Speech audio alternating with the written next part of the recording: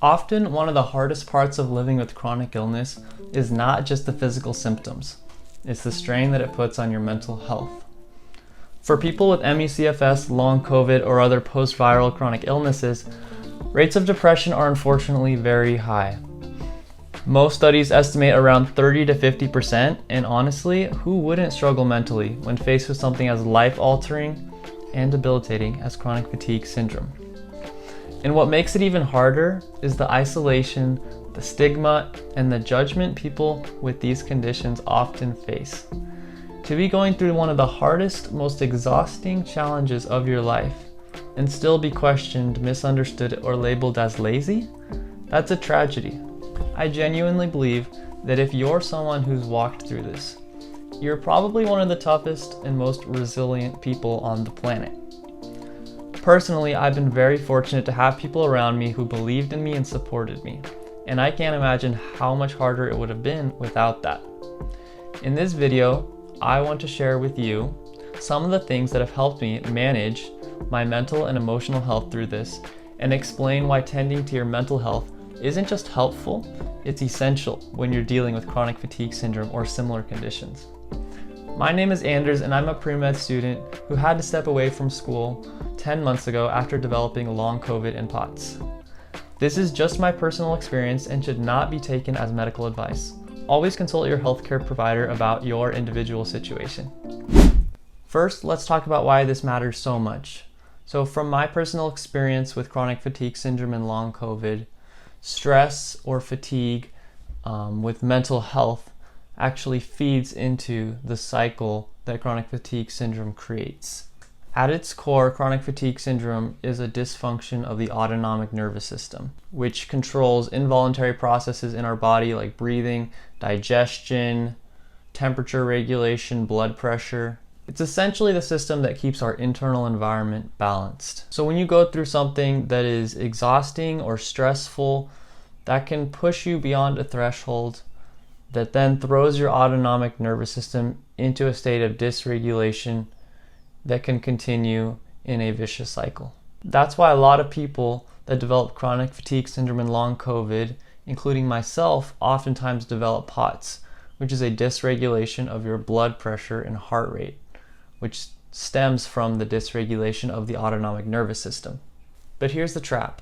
The physiological dysfunction created by chronic fatigue syndrome sends a response back to the brain via the hypothalamus pituitary adrenal gland axis that then tells your body to upregulate stress hormones, creating this biofeedback loop that is then upregulating the exact thing that's causing the problems.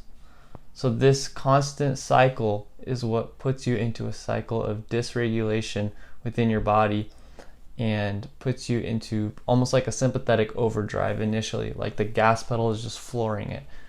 And then that does cause real physiological dysfunctions in the body. So although I believe chronic fatigue syndrome and long COVID are not psychological illnesses in the same way that depression would be a psychological illness, they're intimately connected with the brain because it is the autonomic nervous system that is dysfunctioning. And so when you approach treatment, you have to take into consideration the brain and the psychological as well, because of how it's intimately connected with our physiological responses. So this is why I've learned, and maybe you have too, that these emotional and mental stress triggers often make symptoms worse because they're sending a signal back to the brain that is upregulating those stress hormones and just making the problem worse. So the illness tends to perpetuate itself over time. But here's the good news. People do recover from these conditions. And ironically, one of the most important ingredients in recovery, I believe, is hope. Because without it, that alone can perpetuate the cycle and cause the illness to last even longer. That's why understanding the mind-body or the psychosomatic connection isn't just interesting or like a cliche thing to say, but for chronic fatigue syndrome, it's actually essential for getting to the root of the problems. So what can we do about it? I believe the key is learning how to respond well to our symptoms. And when we do this, we can help to interrupt the cycle so we don't have a self-perpetuating illness that continues over and over and over again, from the symptoms back to the brain, back to the symptoms, back to the brain. You have to interrupt that cycle somewhere. And something that we can control is our thoughts, which can actually have a direct influence, I believe, on how we feel in this illness. Not just masking the symptoms, but actually helping to restore the balance to the autonomic nervous system. So one thing that's helped me, I have used a heart rate monitor, and the one I use, I think it's Kumo or Cuspo.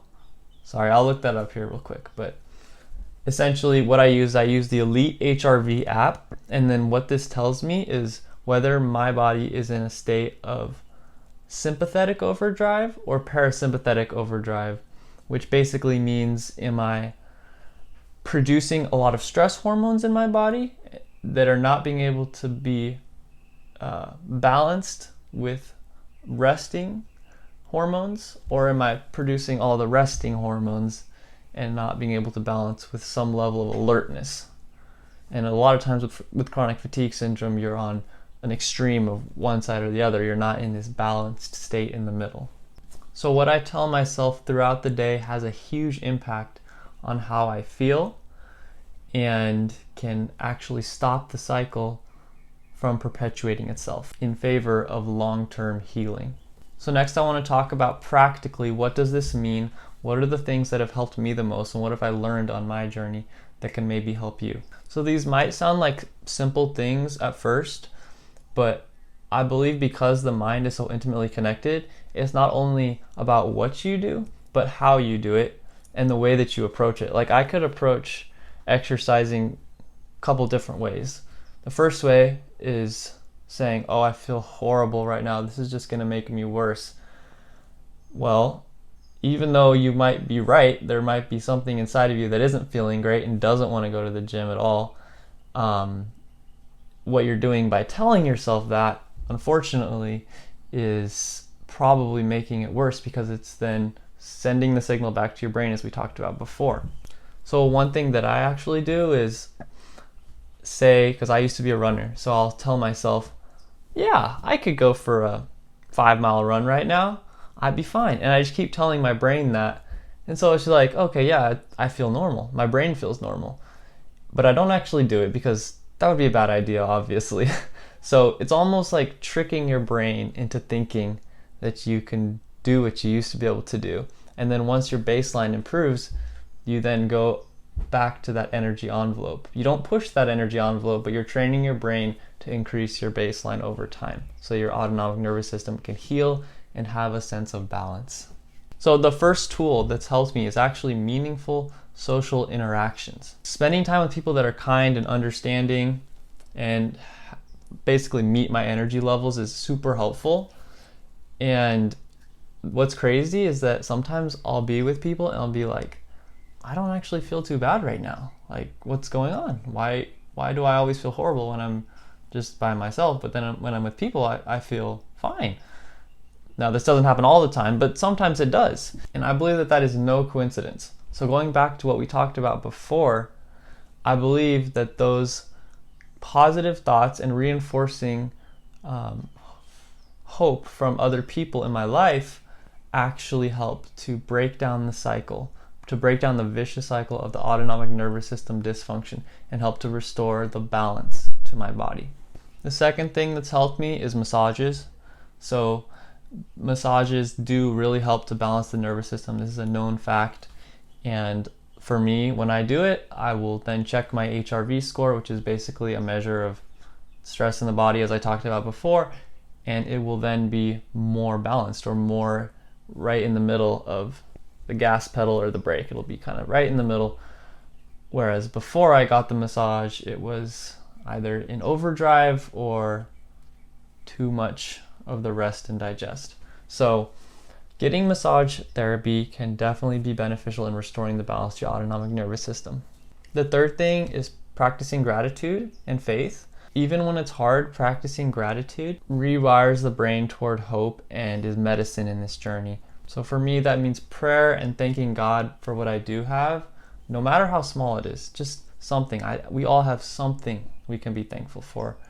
And that is just super critical for the brain and makes it feel like, I can take a breath and I can actually heal now because I'm being told good thoughts, and it gives your brain a sense of security and stability.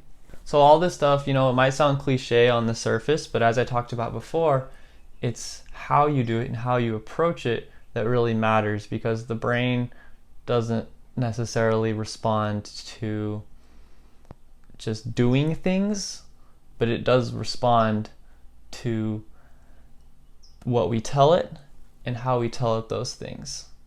And that can actually help to rewire our brain toward healing and toward recovery. So one thing that I know is very common and very hard for people that are dealing with chronic fatigue syndrome is unfortunately the negative comments from even friends and family. And unfortunately, I've heard of a lot of people that have heard comments such as, "It's all in your head." And maybe you've heard this. This might be one of the hardest parts about living with ME/CFS. And while I try to give grace to people that might say this, it still stings. So before I had chronic fatigue syndrome, I might have even thought or said the same thing because I've never experienced it, and it seems so different than what you would normally experience with a normal medical diagnosis. So what's the healthiest, most practical way to respond to someone that is going to help them better understand you and is going to help you retain your mental health in this situation? So something that I think is going to be super helpful is if you say this: actually, you're partly right. Because CFS does involve dysfunction in the brain and nervous system. Just like heart disease involves dysfunction in the heart. But that dysfunction leads to very real, measurable physiological changes in the body because the body is not getting the right signals to regulate itself. Now, if they still don't get it, I wouldn't waste your emotional energy. Not everyone will understand. That's why it's so important to build a community of people who do. And that's one of the reasons why I wanted to start this channel. To let you know you're not alone and to validate the real lived experience that you have gone through. Because validation is not just nice, it's actually part of the medicine based on what I've learned because of the psychosomatic connection. So thank you so much for watching this video. If you made it this far, drop a comment below and let me know how you're doing on your journey. And thank you so much for sharing a little bit of this time with me. So I pray you find a little bit more peace today, and I'll see you in the next video. Catch you later.